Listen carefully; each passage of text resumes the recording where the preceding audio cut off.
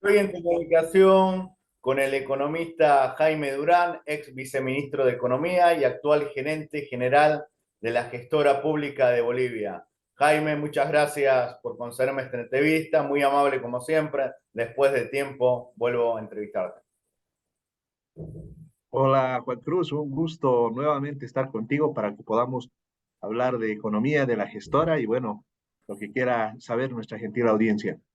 Ahora que yo me encuentro en Bolivia, hay una cosa que me sorprende y a veces quizás el ciudadano boliviano no lo considera, que es la estabilidad económica. Lamentablemente hay una gran crisis en Argentina, en otros países de la región lo hay. En Bolivia lo único que puede afectar conseguir divisas extranjeras, pero no hay inflación. En este sentido, ¿qué nos puedes decir de la sólida economía boliviana pese a la crisis política evidente que hay? Bueno, una de las características de la economía boliviana que le hemos vivido prácticamente en los últimos 17 años es precisamente la estabilidad económica. Y como bien tú decías, Juan, lo que tenemos es un escenario mundial muy complejo. No debemos olvidar que las presiones inflacionarias todavía no han acabado. La Reserva Federal Norteamericana aún está insistiendo en aumentar los tipos de interés porque ellos sienten que la inflación todavía no está controlada. En el vecino país, por ejemplo, en Argentina, los datos ya nos muestran una inflación interanual del 140%, y uno puede encontrar en la región varios problemas. Chile, por ejemplo, ya prácticamente se ha declarado en recesión. En cambio, en el caso boliviano, lo que estamos observando, si nos concentramos en los tres objetivos de política económica, que son la inflación, el crecimiento y la tasa de desempleo, no solo se mantiene, sino se ha incrementado, porque como es costumbre, todos los primeros de mayo se están realizando incrementos salariales. Un segundo elemento importante tiene que ver con la tasa de desempleo. La tasa de desempleo se ha estabilizado alrededor del 4%. Eso quiere decir que los bolivianos que buscan trabajo lo encuentran. Y en cuanto al crecimiento económico, conforme los últimos datos al primer trimestre que tenemos de esta gestión, estamos con una tasa de crecimiento por encima del 2%. En resumen, podemos encontrar en la economía boliviana tasa de crecimiento positiva, tasa de desempleo baja, inflación baja. Entonces, en ese sentido, es un escenario positivo en medio de una situación mundial complicada. Y en ese sentido, a mí me parece muy importante resaltar el desempeño de la economía boliviana.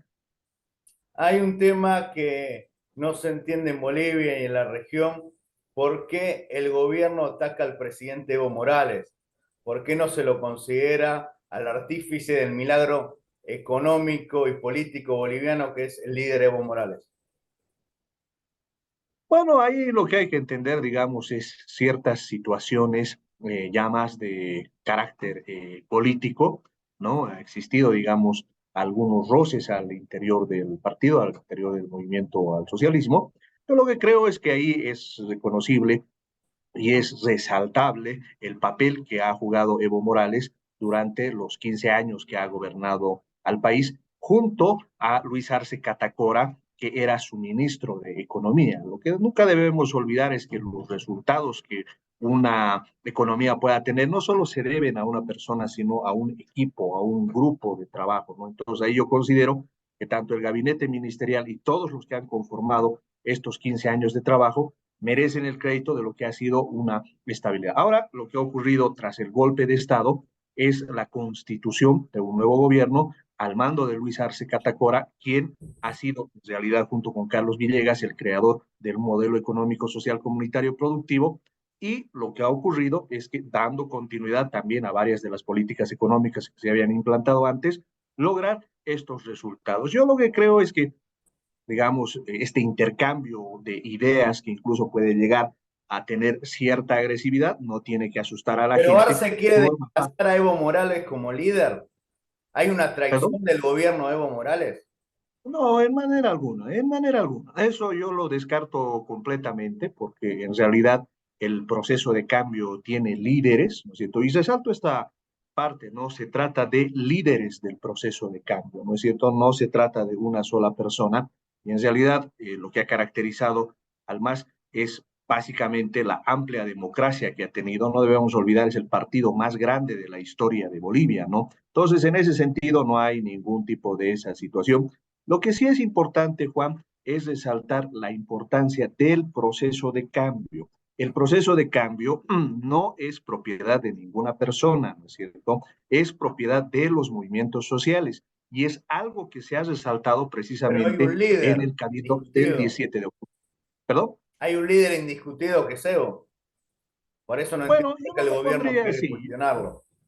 Mira, yo lo que te digo, Juan, y Sí. es algo que el propio Evo Morales siempre ha dicho, los dueños del proceso de cambio son los movimientos sociales. Yo te voy a recordar una frase de Evo Morales que es muy simbólica, que dice, gobernar para el pueblo, sirviendo al pueblo. Y eso es muy importante. Por esa razón, lo que está ocurriendo ahora es que los movimientos sociales están recomponiendo a los líderes del proceso de cambio. Ahora, si los movimientos sociales indican que Evo Morales tiene que ser, por así decirlo, una futura candidatura, serán los movimientos sociales, ¿no es cierto? Entonces, yo lo que creo es que hay que entender en esta dinámica social lo que está ocurriendo desde el punto de vista político.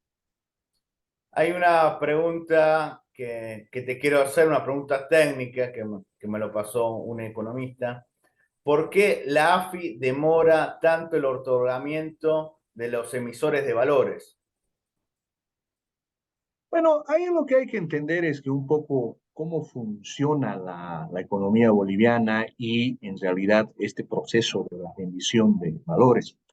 No debes olvidar que como una experiencia mundial que se ha tenido, hay que tener mucho cuidado en relación a estas emisiones. ¿Por qué razón? Porque, digamos, en el caso boliviano, la gestora es uno de los más grandes actores dentro del mercado de valores y lo que hace la gestora es invertir los ahorros que tienen los bolivianos. Entonces, invertir en empresas que han realizado emisiones tiene que hacerse con el máximo cuidado. Entonces, la ASFI es muy rigurosa en los procesos de emisión, tiene que revisarlos y eso naturalmente toma un tiempo, ¿no? Lo cual no quiere decir que no se hayan sacado las emisiones, se han ido sacando ¿Cuántos emisiones. emisores de valores están yendo al sector privado? ¿Y en qué puede? Bueno, más o menos, para que tengamos un orden de referencia de cómo invierte, digamos, la gestora, de un 100%, más o menos un 30% se destina al sector estatal, un 50% tiene que ver con todo lo que es los manejos de instrumentos financieros y un 20% está destinado a todo lo que son estas emisiones que hacen las empresas bolivianas. En la región hay gente como Milei que está planteando la dolarización. Nayib Bukele en El Salvador aceptó el uso oficial de criptomonedas. ¿Qué piensas de estas experiencias extranjeras? Atar la economía a una moneda internacional como el dólar o volcarse a una moneda electrónica como las criptomonedas, llámese Bitcoin o otra denominación. ¿Por qué no se aplica un modelo exitoso como el modelo boliviano, que está dando resultados a pesar de esta crisis mundial que tú muy bien describías? Bueno, a ver, yo lo que creo, sin ánimo, digamos, de interferir en lo que hace Argentina, pero mi opinión técnica es la siguiente, ¿no? La dolarización es una trampa, ¿ya? ¿Por qué razón? Lo que ocurre es que primero, cuando asumes un esquema de dolarización, el Banco Central deja de funcionar. En eso tiene razón Milei, ¿no es cierto? Pero el problema radica es que para hacerlo ocurren dos fenómenos. Primero, la estabilidad de precios se logra a un nivel bastante alto. ¿Eso qué quiere decir?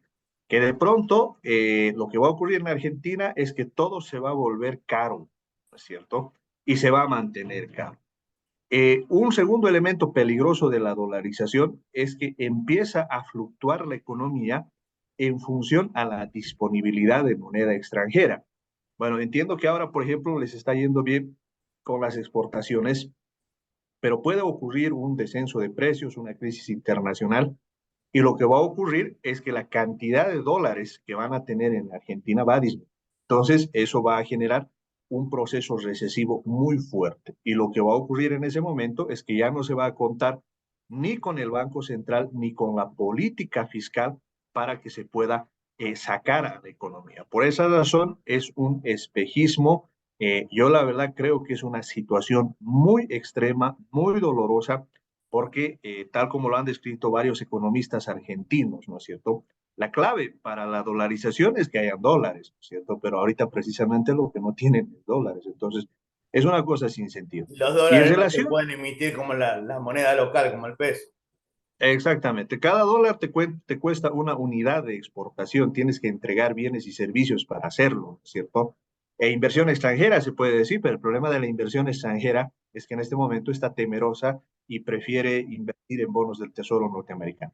Ahora, en relación a estas monedas, a las criptomonedas, etcétera, yo también ahí recomiendo tener mucho cuidado, ¿no? Tienen un carácter altamente especulativo.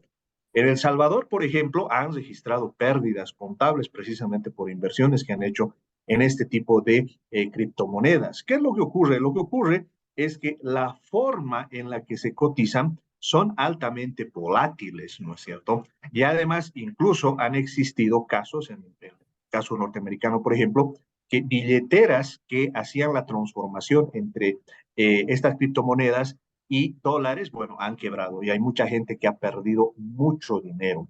Y ¿Cuál es aparte la también dicen que recomendación? es una forma de lavar dinero, las Exactamente, criptomonedas. O sea, no hay control de exactamente, los bancos centrales ni de los gobiernos. exactamente. O sea, son aspectos con los cuales hay que tener mucho cuidado. A ver, yo te voy a dar un ejemplo que siempre lo utilizo acá en Bolivia porque hay mucha gente que me dice, pero ¿por qué no agarras la plata de las pensiones y empiezas a jugar en los mercados externos? Bueno, las regulaciones internacionales indican a todos los inversores que en las plataformas que están utilizando, el 80% de los que invierten pierden su dinero. Y eso es por regulación. ¿Por qué razón? Porque evidentemente se puede ganar mucho dinero, pero también se puede perder. Con esto no estoy diciendo que, por ejemplo, no se tengan que generar activos electrónicos. Hay una experiencia muy interesante en relación a lo que está haciendo Venezuela. Yo creo que se puede utilizar, pero es muy importante tener la regulación de los gobiernos. Confiar plenamente en el mercado o considerar que el mercado puede dar todas las respuestas es un error y es un error que economías actualmente están pagando en todo el mundo. ¿Qué es lo que ocurre en Bolivia con el diésel, que dicen que está faltando en varios puntos? Bueno, ahí hay que descartar cualquier tema de falta de abastecimiento, ¿no? De hecho, las autoridades han estado mostrando cifras de cómo se ha estado abasteciendo. Lo que ocurre, y es un poco lo que está pasando ahora en el mundo moderno, ¿cierto? Lo que tenemos son olas de especulación. De Recordemos que pronto también hay nace. crisis de combustible en Argentina. Quizás muchos bolivianos están a la defensiva o alerta por lo que está ocurriendo en Buenos Aires. Hay efectos contagio, en fin, o sea, de pronto, a ver, para darles un ejemplo de cómo funciona esto de la especulación, ¿no? Pongamos que yo tengo mi carro, ¿no es cierto? Y generalmente, digamos, cargo medio tanque, porque es lo que necesito para la semana, no necesito más. Pero de pronto, si alguien me dice que no va a haber gasolina, inmediatamente voy a ir a la gasolinera y no voy a comprar el medio tanque que siempre compro, sino voy a llenar el tanque entero, por si acaso, ¿me entiendes? Entonces, con el diésel ha ocurrido precisamente eso. Tenemos una demanda inusual de diésel. Ahora, ¿qué está haciendo el gobierno boliviano? Está activando todos sus mecanismos y ahí hay que reconocer la fortaleza que precisamente tiene la economía boliviana, porque en los hechos lo que está haciendo es comprar más diésel, ¿no es cierto?, para ponerlo a disposición del público. ¿Cuál es mi cálculo? Que vamos a pasar precisamente, mañana es el feriado de Todos los Santos acá en Bolivia, y bueno, viernes, sábado, esto se va a estabilizar y el lunes esta va a ser una noticia ya pasada porque, reitero, no es que tengamos un problema estructural, es un problema de sobredemanda ocasionado fundamentalmente por la especulación. Hace poco Bolivia perdió en tribunales internacionales frente a una demanda del Perú, porque se le cobraba más caro el combustible a los extranjeros que a los nacionales. ¿Qué nos puedes decir al respecto y en qué puede ser perjudicial para Bolivia esta pérdida en tribunales internacionales? Bueno, lo que ocurre es que en realidad nosotros no compartimos, o al menos yo no comparto el fallo que ha hecho este tribunal internacional, por un lado por el contenido del fallo y por el otro lado también por Incluso se dice algunos jueces. que votó contra Bolivia un boliviano, o sea, un magistrado Exactamente, boliviano, que ya no está más. exactamente. Exactamente, o sea, ahí nos parece algo ilógico, ¿no es cierto? Y un poquito ahí para llevarnos al fondo, ¿qué es lo que ocurre, no? Lo que ocurre es que en Bolivia los combustibles son más baratos que en otros países. ¿Por qué razón? Porque en otros países, digamos, sube el precio del petróleo, hay una variación cambiaria, varía el precio del dólar e inmediatamente sube el precio del combustible y eso se traduce en inflación. Lo que ocurre es que en Bolivia están subvencionados los principales combustibles, es decir, la gasolina para los coches y el diésel que utilizamos en el agro. Eso quiere decir que es más barato. Ahora bien, ¿qué es lo que ocurre? Este fallo nos dice que al precio que nosotros estamos pagando acá en Bolivia, también lo deberíamos hacer o deberíamos cobrarles a los transportistas internacionales. Y eso no tiene lógica, ¿no es cierto? Porque en realidad para el transporte internacional, por sus características, debería pagar un precio que es un poco más alto. Eso es muy común en economía, se llama segmentación de mercados. Ahora, ¿por qué nosotros mantenemos estos precios bajos? Los mantenemos fundamentalmente porque de esa manera cuidamos la economía popular. La economía no solo debe estar dirigida a cuidar los números, a cuidar cuánto es el déficit, cuántas son las reservas, etcétera. Está bien, hay que hacerlo, ¿no es cierto? Pero lo fundamental es que la gente esté bien. Y tú empezabas, Juan, indicando, resaltando una característica de la economía boliviana que se refiere a sus bajos precios. Bueno, parte de la receta de estos bajos precios es precisamente que podamos contar con combustibles baratos que hacen que el transporte sea barato y que también los productos sean baratos para la gente, que es lo que más nos interesa. La última pregunta para no robarte más tiempo y te comprometo públicamente que me sigues concediendo entrevistas para hablar de todos los temas. Tú sabes que yo me opuse al régimen de Áñez y bueno, lamento que el gobierno sea tan injusto con el presidente Evo. La última pregunta, ¿qué nos puede decir de la ley del oro que permitió que se vendan las reservas de oro para comprar divisas extranjeras? ¿Esto a largo plazo o a mediano puede afectar a Bolivia? La ley del oro y que básicamente es una ley de fortalecimiento de las reservas, ¿no? Gracias a esa ley lo que se ha permitido es que ya se puedan adquirir lo que se produce en Bolivia en oro, entiendo que más o menos ya se ha comprado una tonelada, también se han hecho transacciones con los activos que se tienen de oro, ¿no es cierto? Ahí, ¿qué es lo importante que hay que entender, ¿no? También en el caso del dólar, Bolivia ha sido, y la ciudadanía boliviana ha sido objeto de un ataque especulativo en relación a la moneda extranjera.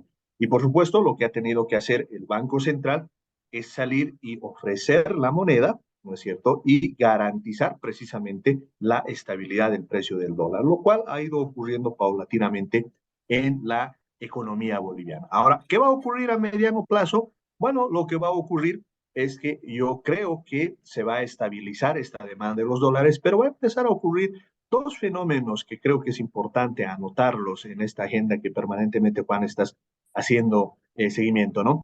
El primero es el tema del litio, ¿no? Yo calculo que más o menos en algunos meses la planta más grande, la planta industrial de producción de carbonato de litio, ya va a funcionar, eso va a permitir generar un flujo de divisas. Y por el otro lado, ya vamos a empezar a sentir, si uno analiza la estructura del comercio internacional, los efectos de la estrategia de sustitución de importaciones. Entonces, esta sustitución de importaciones hace que haya una menor demanda de dólares. Entonces, síntesis, ¿qué va a ocurrir? Aumenta la oferta de dólares porque ya empezamos a vender el litio y otros productos de exportación y cae la demanda de dólares porque estamos sustituyendo importaciones. Entonces, a Algunos mediano productos plazo, que Bolivia vendía se han cortado, como el gas de Argentina, que pienso yo que Argentina de manera unilateral rompió el contrato con los bolivianos, que esto jurídicamente está mal. bueno, ahí en ese caso, digamos, no debemos olvidar que en el caso de los mercados de gas bolivianos, No solo tenemos el tema de Argentina, ¿no es cierto? Es decir, Argentina evidentemente tiene un tema ahí relacionado con lo que es la producción de vaca muerta, nosotros lo respetamos, pero también se tiene el mercado del Brasil y también, ¿no?, es importante entender que el gas tiene que impulsar el proceso de industrialización boliviano. Entonces, sobre esa base se está trabajando. Entonces, pero para volver al tema inicial, yo creo que el mercado del dólar se va a estabilizar, que las reservas internacionales se van a estabilizar. Y bueno, como siempre he señalado durante todas estas entrevistas que a lo largo de estos años hemos hecho, ¿no es cierto? Yo les digo, los economistas agoreros todos los años vaticinan la caída de la economía boliviana y todos los años se equivocan. Solo hubo un año, ¿no es cierto?, en el que nosotros advertimos, y también en aquella época recuerdo que pudimos conversar, Juan, que fue el año 2020, ¿no es cierto?, En que el yo régimen de Áñez. alerté en el régimen de Áñez, durante el golpe de Estado, las equivocadas políticas económicas contractivas que estaba realizando el gobierno de Áñez y que terminaron pues con una caída del PIB, aumento del desempleo, y eso se debió precisamente a esas políticas neoliberales erradas que había realizado el golpe de Estado, ¿no es cierto? Y los resultados son claros. Inmediatamente volvimos a la senda correcta el año 2021 de la mano de Luis Arce y son los resultados que ahora tenemos. Muchísimas gracias, Jaime. Muy amable como siempre. Para más información, por favor, suscríbanse a mi canal de YouTube.